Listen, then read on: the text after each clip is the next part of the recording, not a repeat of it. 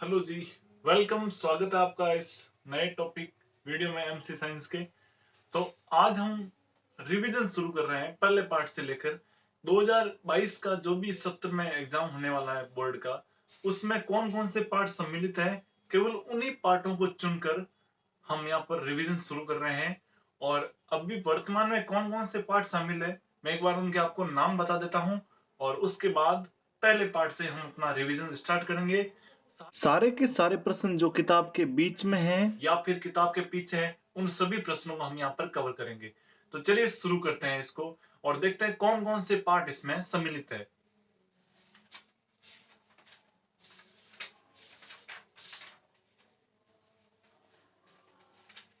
अध्याय 1, रासायनिक अभिक्रिया एवं समीकरण।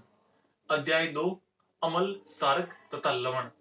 अध्याय 3, धातु और अधातु। 4 और 5 इस बार टॉपिक में नहीं है।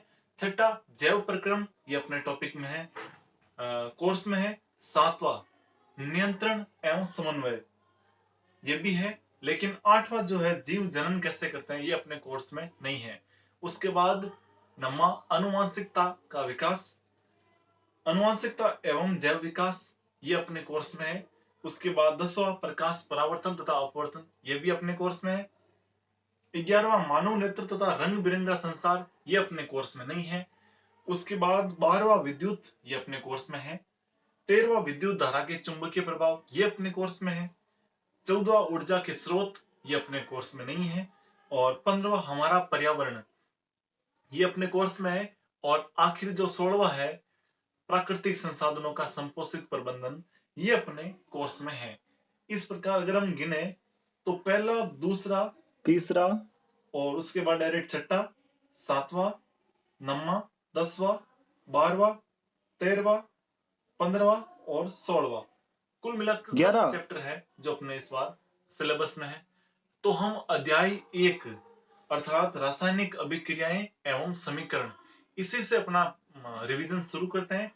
और मैं उम्मीद करता हूं आप इस रिवीजन में कंटिन्यू साथ में रहेंगे। वीडियो थोड़ा लंबा हो सकता है, लेकिन मैं प्रयास करूंगा इसे शॉर्ट में कंप्लीट करने का। और हम सारे के सारे जो प्रश्न इसमें पूछे गए, उन सब का किस प्रकार परीक्षा में जवाब देना है, क्या क्या लिख कर आना है, ये सब देखेंगे। तो चलिए इसको शुरू करते हैं। अपना पहला पार्ट रासायनिक अभिक्रिया या समीकरण है। और इसमें जो पेज संख्या 6 है एनसीईआरटी की बुक का, उसमें अपना पहला प्रश्न है कि वायु में जलाने से पहले मैग्नीशियम रिबन को साफ क्यों किया जाता है। वायु में जलाने से पहले मैग्नीशियम जो रिबन होती है, उसको साफ क्यों किया जाता है। तो इसका उत्तर हमें कुछ इस प्रकार लिखना है, क्योंकि मैग्नीशियम वायु की उपस्थिति में मैग्नीशियम ऑक्साइड का निर्माण करता है, जो कि एक ऊपरी परत होती है मैग्नीशियम रिबन पर। इसलिए जब मैग्नीशियम को वायु में जलाते हैं तो इसको जलाने से पहले उसके ऊपर से जो मैग्नीशियम ऑक्साइड की जो परत है, वो साफ करने के लिए उसको ऐसे इस प्रकार रेगमाल या कोई भी अन्य प्रकार से मैग्नीशियम रिबन को साफ किया जाता है। दूसरा प्रश्न है कि निम्नलिखित रासायनिक अभिक्रियाओं के लिए संतुलित समीकरण लिखिए। तो जो रासायनिक अभिक्रिया है वो कुछ इस प्रकार है। Number 1, hydrogen plus chlorine equal to hydrogen chloride. तो हमें इसका संतुलित समीकरण लिखना है। पहले तो हमें ये लिस्ट याद होनी चाहिए कि हाइड्रोजन का प्रतीक क्या है, हीलियम का क्या है, लिथियम का क्या है, बेरिलियम, बोरॉन, कार्बन। ये कुल जो 20 तत्व है, कम से कम 20 और 30 तक हो तो और भी बढ़िया है। 10th लेवल के लिए बहुत होगा 30 तक के तत्व आप अगर याद कर पाते हैं। यहाँ पर एक लिंक डिस्क्रिप्शन दे दूंगा जिसमें मैंने डायरेक्ट एक पोइम के रूप में ये सारे के सारे जो तत्व हैं उनको बोला है। तो आप भी उस पोइम को बार बार बोलकर इन तत्वों को याद कर सकते हैं, या फिर इस आई बटन पर क्लिक करके भी आप उस वीडियो को देख सकते हैं। चलिए, तो सबसे पहले हाइड्रोजन है, तो इसका हो गया H प्लस क्लोरीन का Cl और मिलकर बनाते हैं हाइड्रोजन क्लोराइड, तो इसका हो जाएगा HCl। तो इस प्रकार से आप देख सकते हो कि इधर हाइड्रोजन भी दो है, क्लोरीन भी दो है, लेकिन हाइड्रोक्लोराइड एक ही बन रहा है। तो सिंपली इसको बाईं ओर अगर 2 से गुणा करवा दें तो ये रासायनिक समीकरण संतुलित हो जाएगी। अगला प्रश्न है, barium chloride plus aluminium sulphate, ये barium sulphate plus aluminium chloride बनाते हैं। तो बेरियम कितने पर है और बेरियम क्लोराइड का सूत्र क्या है, आपको इसकी जानकारी होनी चाहिए। कम से कम सूत्र तो याद कर ही लेना जो इंपॉर्टेंट है। जैसे कि बेरियम क्लोराइड का होता है BaCl2 प्लस ये कह रहा है एल्यूमिनियम सल्फेट, तो Al2SO4 होल की थ्राइस, क्योंकि एल्यूमिनियम सल्फेट में एल्यूमिनियम 13 पर है, सल्फर और ऑक्सीजन मिलकर जो सल्फेट का निर्माण करते हैं, इसकी जो वैलेंस बॉन्ड या संयोजकता है वो -2 होती है। तो इस प्रकार एल्यूमिनियम सल्फेट का सूत्र Al2SO4 हो गया। और ये आपस में एक दूसरे के साथ विस्थापन अभिक्रिया दर्शाते हैं। तो फिर आगे जो निर्माण हो रहा है वो है यहाँ पर दे रखा है बेरियम सल्फेट, यानी BaSO4 बन रहा है और एल्यूमिनियम क्लोराइड। तो BaSO4 और AlCl3 ये कुछ इस प्रकार से आगे सूत्र में निर्माण हो रहा है। अब हमें इनको संतुलित करना है, तो इनको हम कुछ इस प्रकार से संतुलित कर सकते हैं जैसा कि आप देख रहे हैं पीछे बोर्ड पर। ठीक है, तो ये संतुलित हो जाने के बाद नेक्स्ट सवाल है सोडियम प्लस जल बराबर sodium hydroxide plus hydrogen. Sodium का फिर से वही सूत्र आपको आने चाहिए सारे।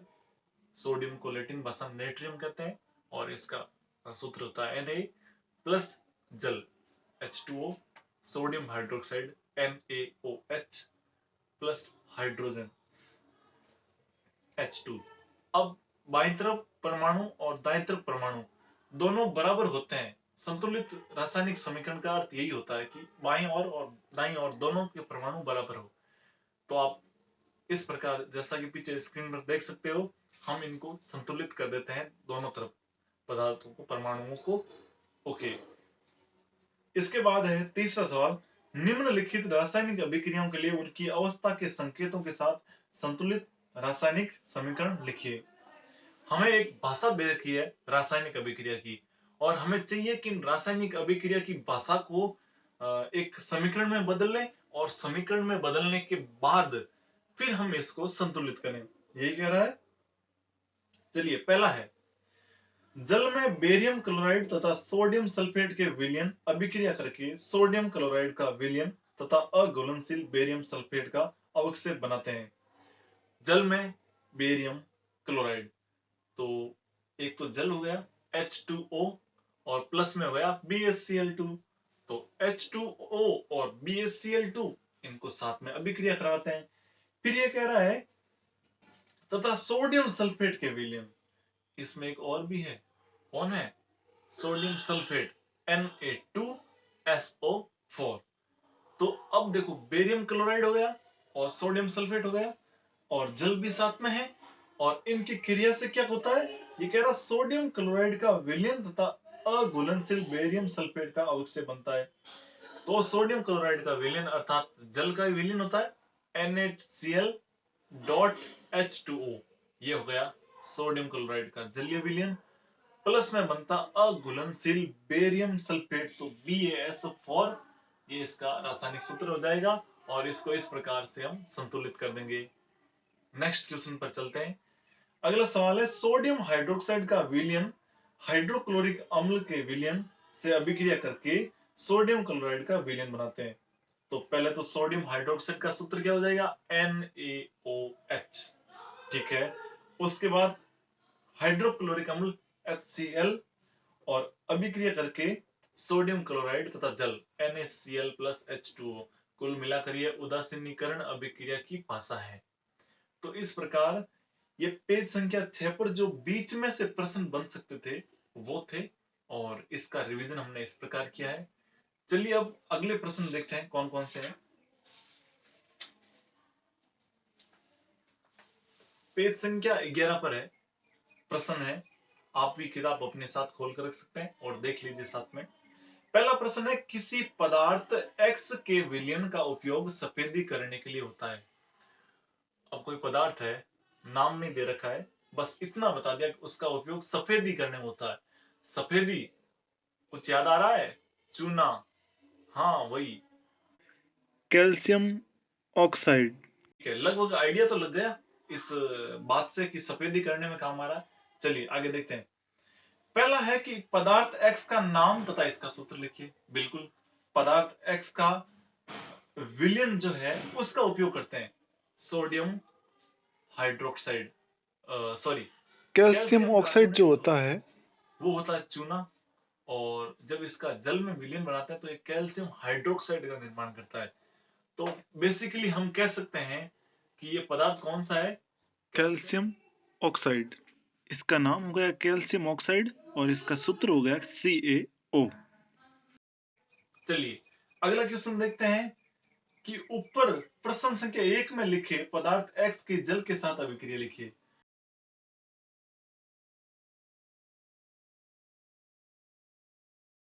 देखते हैं। एक क्रियाकलाप है 1.7 में एक प्रणाली में एकत्रित गैस की मात्रा दूसरी से दोगुनी क्यों है? उस गैस का नाम बताइए। अगर पेज संख्या आप 10 पर देखोगे तो क्रियाकलाप दे रखा है, एक बैटरी को जोड़ रहा है किसी हाइड्रोजन और ऑक्सीजन वाली प्रणाली में, जल है, ग्रेफाइट रॉड है, रबड़ डॉट है। तो ये पूछ रहा है कि प्रणाली में एकत्रित गैस की मात्रा दूसरी से दोगुनी क्यों है? एक प्लास्टिक का मग ले रखा है और ये प्रयोग से संबंधित सवाल है, तो ऐसा बोर्ड एग्जाम में नहीं पूछा जाता है। तो चलिए इसको हम अभी के लिए रहने देते हैं, अगले पेज पर चलते हैं। और कौन कौन से हैं देखिए। उपचयन, अपचयन, द्विविस्थापन, विस्थापन अभिक्रिया आ गई है। अब सवाल डायरेक्ट है पेज संख्या 15 पर। सवाल कुछ इस प्रकार है कि जब लोहे की कील को कॉपर सल्फेट के विलयन में डुबोया जाता है, एक लोहे की कील लो और उसे कॉपर सल्फेट के विलयन में डुबो दिया। ये प्रयोग हमने क्लास में भी किया था, लेकिन आप देख सकते हो जैसा कि चित्र में, लोहे की कील को जब कॉपर सल्फेट के विलयन में डुबोते हैं तो उसके ऊपर कॉपर की एक परत चढ़ जाती है, ठीक है। तो विलयन का रंग क्यों बदल जाता है? सवाल यह है कि विलयन का रंग क्यों बदल जाता है जब लोहे की कील को कॉपर सल्फेट के विलयन में डुबोते हैं? सीधी सी बात है, लोहा जो है वो कॉपर को विस्थापित करके फेरस सल्फेट बनाता है, इसलिए फेरस सल्फेट से उसका रंग लाल भूरा हो जाता है। नेक्स्ट सवाल देखिए। क्रियाकलाप 1.10 से भिन्न द्विविस्थापन अभिक्रिया का एक उदाहरण दीजिए। चलिए क्रियाकलाप में एक उदाहरण दे रखा है द्विविस्थापन अभिक्रिया का। देखते हैं क्रियाकलाप 1.10। एक प्रणाली में 3 ml सोडियम सल्फेट का विलयन लीजिए, ठीक है, सोडियम सल्फेट लिया। फिर उसमें बेरियम क्लोराइड लीजिए, दोनों विलयनों को मिला दीजिए। आपने क्या देखा? हम देखते हैं श्वेत रंग का एक पदार्थ निर्माण होता है जो अवक्षेप के रूप में निर्माण होता है, और ये अभिक्रिया होती है Na2SO4 BaCl2 BaSO4 NaCl। अभिक्रिया में द्विविस्थापन अर्थात अभिकारक के दोनों ही अभिकारक जो है अभिक्रिया में, वो एक दूसरे के पदार्थों को या तत्वों को, परमाणुओं को एक्सचेंज कर रहे हैं। तो हम अपना सिंपल सा एक अन्य एग्जांपल पूछ रहा है तो उदासीनीकरण अभिक्रिया का उदाहरण दे सकते हैं, इसमें कोई बड़ी बात नहीं है। दे दीजिए HCl प्लस NaOH बराबर NaCl प्लस H2O, सिंपल। चलिए अगला सवाल देखते हैं। निम्न अभिक्रियाओं में उपचयित तथा अपचयित पदार्थों की पहचान कीजिए। अच्छा, अब ये पूछ रहा है कि कौन से पदार्थ उपचयित हो रहे हैं और कौन से पदार्थ अपचयित हो रहे हैं। पहले तो जान लीजिए उपचयित होते कौन से हैं। ऑक्सीकरण और अपचयन आपने पढ़ा है, तो उपचयन बोलो चाहे ऑक्सीकरण बोलो एक ही बात है। ऑक्सीजन का जुड़ना क्या कहलाता है? ऑक्सीकरण या उपचयन। तो जो पदार्थ ऑक्सीजन के साथ जुड़ता है वही पदार्थ उपचयित पदार्थ है, जिसके साथ ऑक्सीजन जुड़ गई। और जिस पदार्थ से हाइड्रोजन गैस निकलती है या हाइड्रोजन तत्व निकलता है उसे हम बेसिकली अपचयित पदार्थ कहते हैं। चलिए देखते हैं। पहला, 4Na प्लस O2 बराबर Na2O, ये एक अभिक्रिया है। आपको बताना है कि उपचयित पदार्थ कौन सा है और अपचयित पदार्थ कौन सा है। मैंने कहा ऑक्सीजन का जुड़ना ऑक्सीकरण है या उपचयन है। तो यहां पर अगर Na plus O2 plus Na2O में देखें, सॉरी आगे तीर का निशान है Na2O के आगे, अगर इसको देखें तो आप देखोगे कि सोडियम के साथ ऑक्सीजन जुड़ रही है, तो यहां पर सोडियम हो गया उपचयित पदार्थ। और अपचयित पदार्थ कौन सा है? तो इसमें अपचयित पदार्थ कोई है ही नहीं, ठीक है, ओके। दूसरा, CuO प्लस H2 बराबर CuH2O। अब इसमें उपचयित पदार्थ भी है और अपचयित पदार्थ भी है। देखते हैं कैसे। हमने अभी भी कहा कि जिस तत्व के साथ या पदार्थ के साथ ऑक्सीजन जुड़ती है वो ही पदार्थ उपचयित पदार्थ होता है। तो देखिए हाइड्रोजन के साथ ऑक्सीजन जुड़ रही है तो हम कह देंगे H2 जो है अपना वो उपचयित पदार्थ है। और क्योंकि CuO में से O निकल रहा है, पीछे Cu बच रहा है, तो ये अपचयित पदार्थ कहलाएगा। तो उपचयित और अपचयित मैं उम्मीद करता हूं आपको समझ में आया होगा। अगर आप फिर भी नहीं समझ पाते हैं तो रासायनिक अभिक्रिया एवं समीकरण, रासायनिक अभिक्रिया एवं उत्प्रेरक नाम करके अपना प्लेलिस्ट में एक पूरा पार्ट दे रखा है। उसमें बड़े विस्तार से रासायनिक अभिक्रिया एवं समीकरण को समझाया हुआ है, आप देख सकते हैं। और या फिर इस आई बटन पर क्लिक करके भी वहां पर आप जा सकते हैं। चलिए, तो ये हो गए पाठ के अंदर से पूछे गए प्रश्न। अब हम चलते हैं अपने पाठ के भीतर कि भीतर कौन कौन से ऐसे प्रश्न है। अब सदन में कुछ दे रखे हैं और ये लगभग इनकी जो संख्या है वो है 20 प्रश्न। टोटल 20 प्रश्न है अपने पहले पाठ के। चलिए शुरू करते हैं अब सदस्य। नीचे दी गई अभिक्रिया के संबंध में कौन सा कथन सत्य है। आपको सत्य असत्य छांटना है। पहला है PbO प्लस सी एक रासायनिक समीकरण दे रखा है जैसा कि आप देख सकते हैं। PbO प्लस सी तीर का निशान है, फिर Pb प्लस CO2। तो ये पहला एक बोल रहा है कि सीसा अपचयित हो रहा है। सीसा अपचयित हो रहा है। अपचयन का मतलब ऑक्सीजन का निकलना और हाइड्रोजन का जुड़ना। तो आप देख सकते हैं PbO से आगे तीर का निशान Pb अर्थात ऑक्सीजन निकल रही है। बात सही है, तो ये कथन सत्य है। बी बोल रहा है कार्बन डाइऑक्साइड उपचयित हो रही है, CO2 उपचयित हो रही है। क्या कार्बन डाइऑक्साइड अभिक्रिया में उपचयित हो रही है? आप देखोगे यस बिल्कुल सी है, कार्बन जो है वो डाइऑक्साइड में उपचयित हो रहा है। नहीं नहीं नहीं नहीं, ये असत्य हो गया। कार्बन डाइऑक्साइड उपचयित नहीं हो रही है, कार्बन उपचयित हो रहा है। उपचयन का मतलब ऑक्सीजन का जुड़ना, तो कार्बन उपचयित हो रहा है, कार्बन डाइऑक्साइड नहीं हो रही है। फिर अगला है लेड ऑक्साइड अपचयित हो रहा है। अपचयन का मतलब क्या होता है? ऑक्सीजन का निकलना। तो हम कहेंगे बिल्कुल सही है, लेड ऑक्साइड भी अपचयित हो रहा है। किसमें? लेड में ऑक्सीजन निकल रही है। खैर, पहला सवाल था कि नीचे दी गई अभिक्रिया के संबंध में कौन सा कथन असत्य है। हमें असत्य बताने थे। कौन कौन से कथन असत्य है?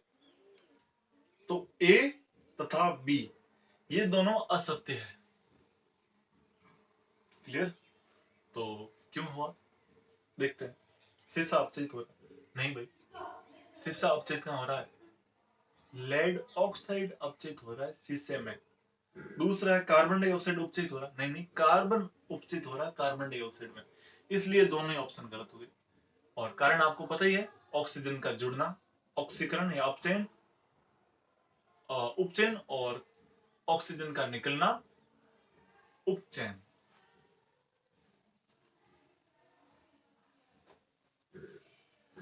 अपचयन। अगला सवाल, Fe2O3 प्लस 2Al, तीर का निशान Al2O3 प्लस Fe। ये एक रासायनिक समीकरण दे रखी है हमें और हमसे पूछा गया कि ऊपर दी गई अभिक्रिया किस प्रकार की है।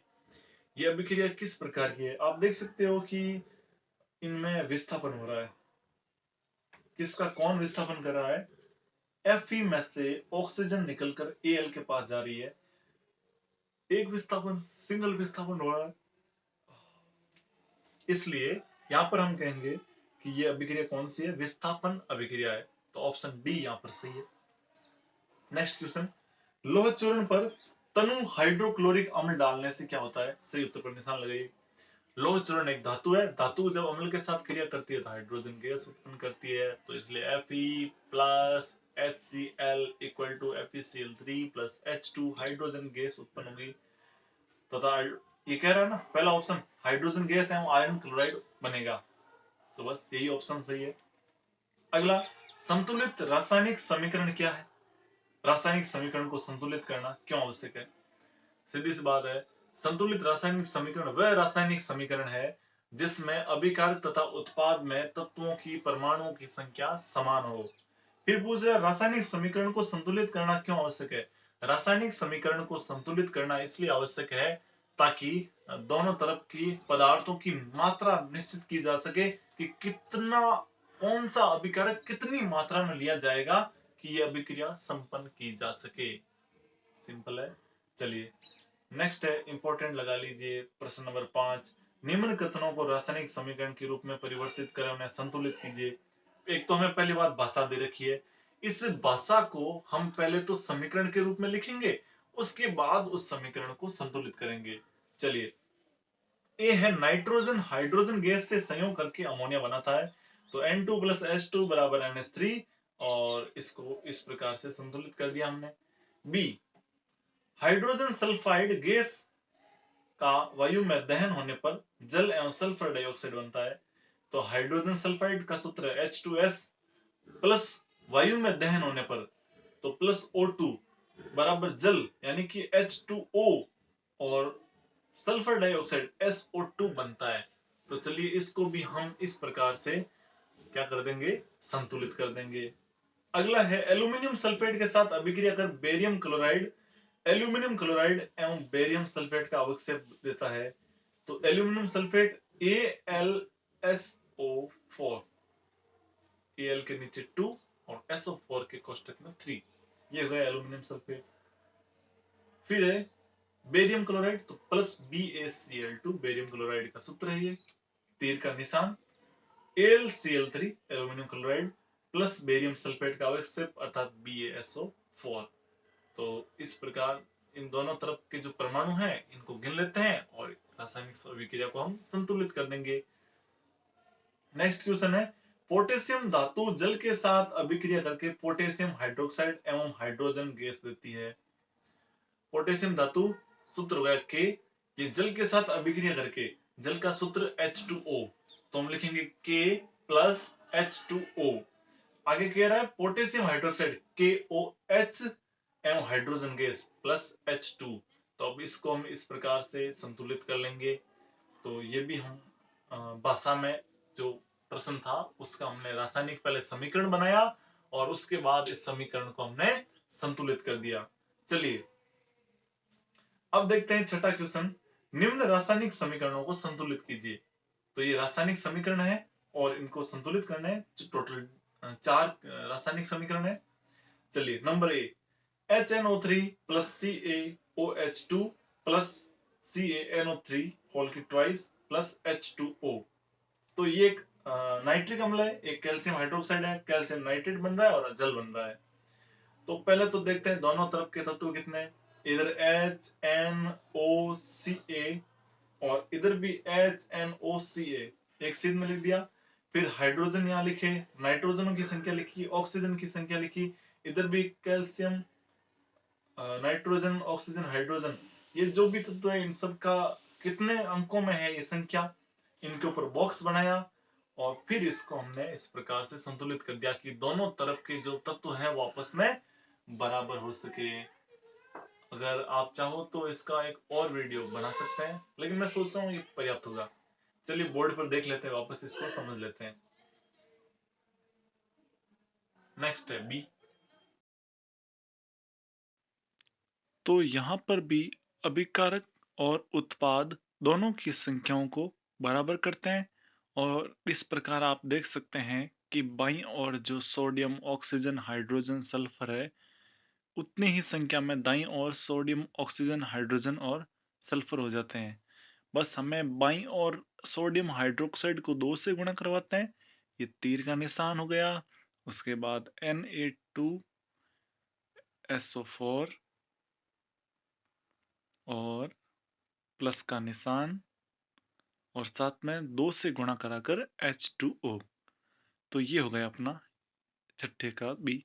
चलिए तो ये तो गया sodium hydroxide plus hydrogen sulphate, sodium sulphate और जल।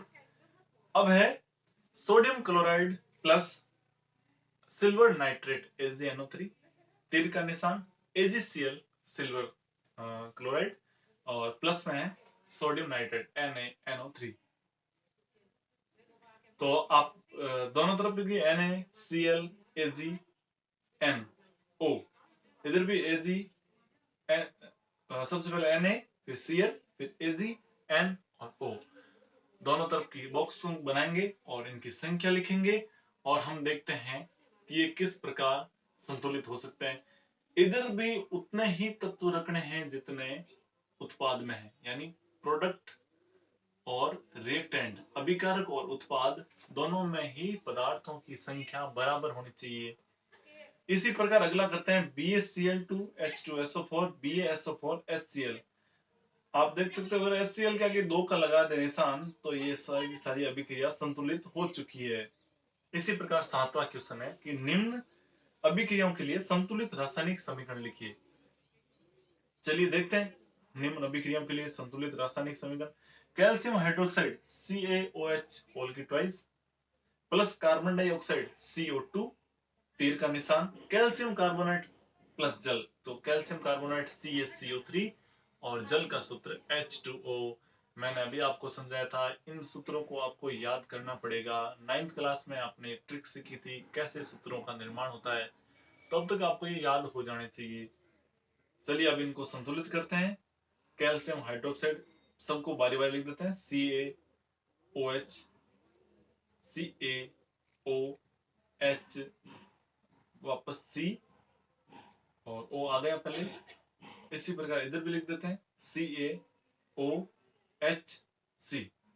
और ये इस प्रकार से समीकरण संतुलित हो जाती है।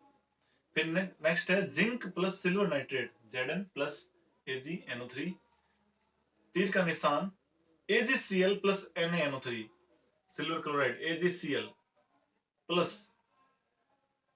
Sorry zinc nitrate plus silver हो जाएगा, तो ZnNO3 प्लस Ag। तो इस प्रकार से इधर दोनों तरफ हम देखते हैं कौन सा परमाणु कम पड़ रहा है, उतनी संख्या बराबर करके इसको भी संतुलित कर देते हैं। नेक्स्ट क्वेश्चन है एल्यूमिनियम प्लस कॉपर क्लोराइड, तो Al plus CuCl3, copper chloride CuCl2 होता है। चलिए तीर का निशान फिर aluminium chloride AlCl3, aluminium chloride का सूत्र है प्लस कॉपर तो प्लस Cu। इसमें भी बॉक्स बनाएंगे, एक एक तत्व को लिखते हैं और अभिक्रिया को संतुलित कर देते हैं। चलिए next barium chloride plus potassium sulphate, तीर का निशान बेरियम सल्फेट और पोटेशियम क्लोराइड। तो इसका सूत्र लिखे हमने सबसे पहले, फिर BaClKSO एक तरफ अभिकारक में, इसी प्रकार इस तरफ भी BaClKSO। कौन कितनी संख्या में पहले ये लिख देते हैं, तो उसके बाद कौन संख्या में कम पड़ रहा है उनको दोनों तरफ से संतुलित करते हैं और इस प्रकार हमारी ये रासायनिक अभिक्रिया भी संतुलित होती है। चलिए अब अगला 8वां सवाल, निम्न अभिक्रियाओं के लिए संतुलित रासायनिक समीकरण लिखिए एवं प्रत्येक अभिक्रिया का प्रकार बताइए। हमें यह भी बताना कि अभिक्रिया किस प्रकार की है और इसे संतुलित भी करना है। चलिए ए है potassium bromide plus barium iodide, तो Ki और BaI। फिर है potassium iodide Ki, barium bromide BaBr2 और बेरियम आयोडाइड BaI2 हो जाएगा। जिंक कार्बोनेट ZnCO3 का zinc oxide ZnO plus carbon dioxide CO2। तो देखिए जो पहली अभिक्रिया है पोटेशियम ब्रोमाइड और बेरियम आयोडाइड, ये द्विविस्थापन अभिक्रिया है क्योंकि इसमें दोनों ही तत्वों का आपस में एक दूसरे के प्रति स्थानांतरण हो रहा है, जबकि जिंक कार्बोनेट एक अभिकारक टूटकर 2 उत्पादों में विभाजित हो रहा है, इसलिए हम कहेंगे कि ये वियोजन अभिक्रिया है जिसमें एक अभिकारक टूटकर दो उत्पादों में बदलता है। फिर है hydrogen plus chlorine hydrogen chloride. तो ये संयोजन अभिक्रिया का उदाहरण है, क्योंकि इसमें दो अभिकारक जुड़कर एकल उत्पाद का निर्माण करता है। फिर है मैग्नीशियम प्लस हाइड्रोक्लोरिक अम्ल मैग्नीशियम क्लोराइड प्लस हाइड्रोजन। तो इसमें आप देख सकते हो कि एकल विस्थापन हो रहा है, तो ये भी विस्थापन अभिक्रिया का उदाहरण है। Mg plus HCl MgCl2 plus H। तो वैसे ये देखा जाए तो हाइड्रोक्लोरिक अम्ल का हाइड्रोजन में क्या हो रहा है, बदलाव हो रहा है।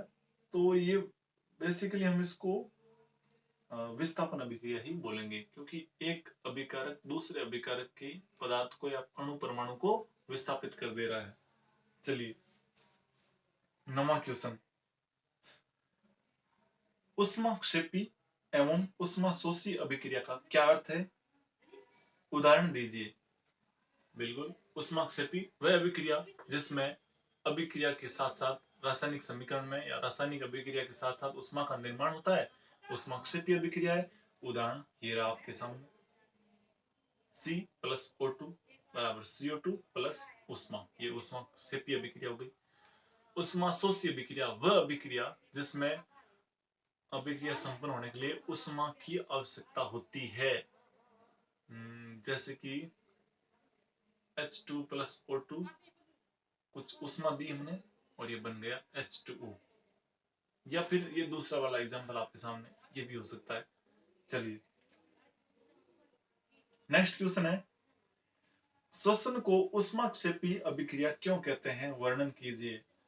तो हम कहेंगे कि ऊष्माक्षेपी अभिक्रिया वह होती है जिसमें अभिक्रिया के साथ साथ ऊष्मा का निर्माण होता है।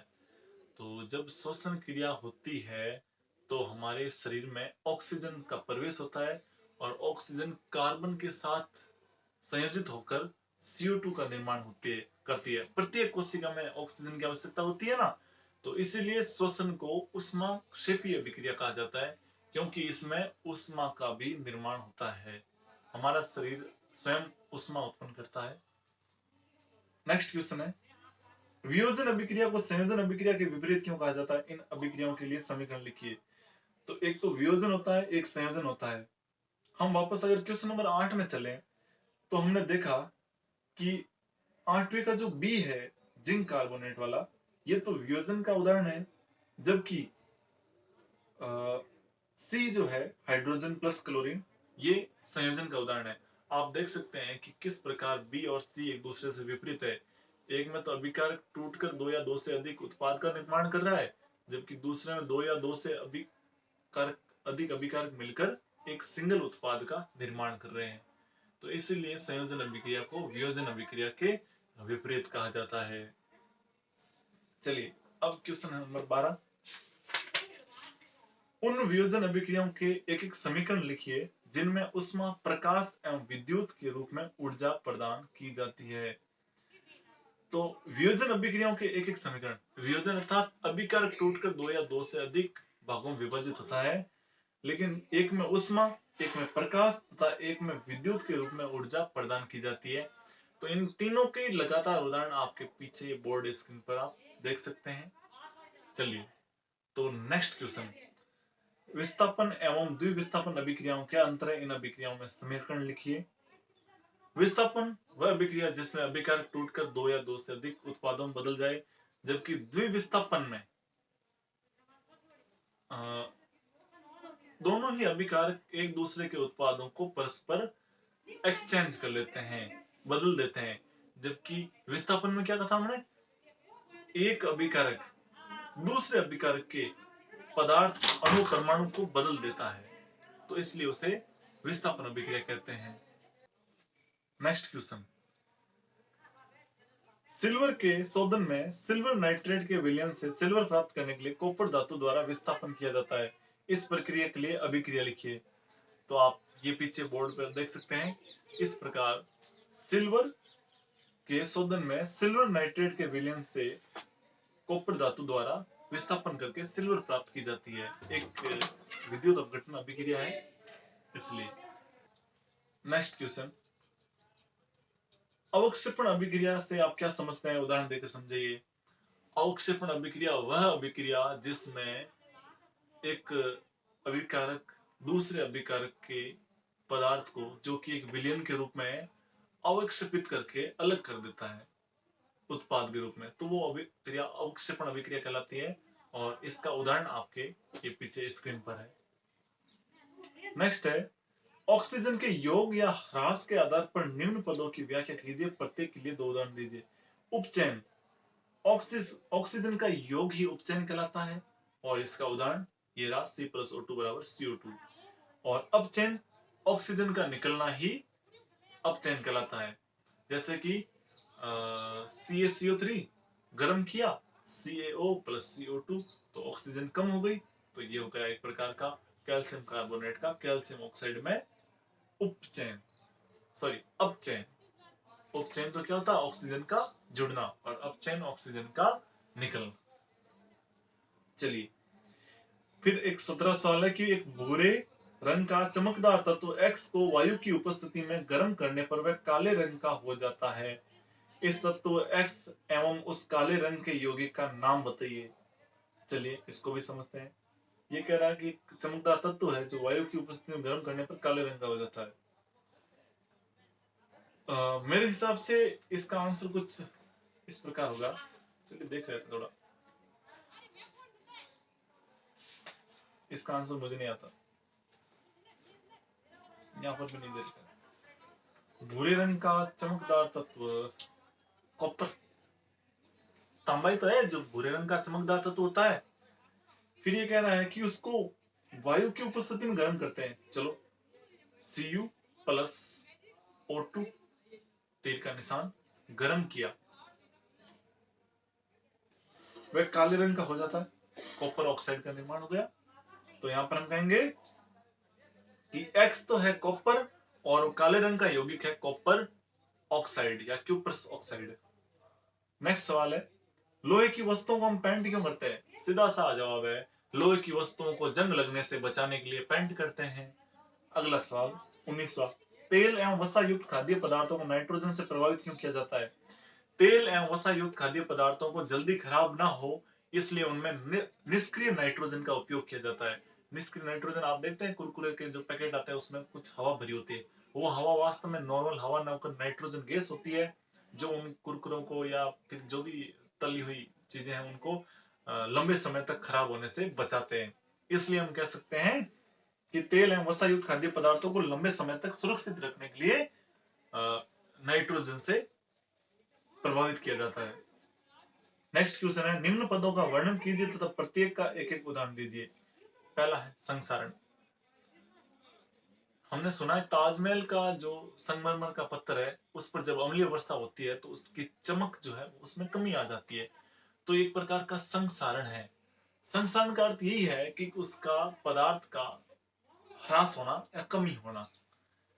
फिर है विकृत गंधिता, जब लंबे समय तक वस्तु पदार्थ को वायु में खुला छोड़ देते हैं तो उसके अंदर एक सड़न बदबू पैदा होती है, तो यही विकृत गंधिता कहलाती है।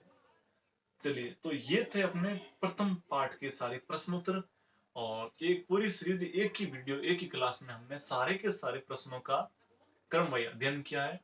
और इसी प्रकार हम कंटिन्यू आगे भी और जो पाठ अम्ल सारक लवण है या फिर उससे आगे जो प्रक्रम है इन सब का भी बीच में से कौन कौन से प्रश्न आ रहे हैं पाठ के, और पाठ के पीछे कौन कौन से प्रश्न है, उन सभी को एक साथ पढ़ेंगे और उनका अध्ययन करेंगे। जुड़े रहिए हमारे साथ। आज के लिए इतना ही, धन्यवाद। मिलते हैं बहुत जल्द एक नए वीडियो के साथ।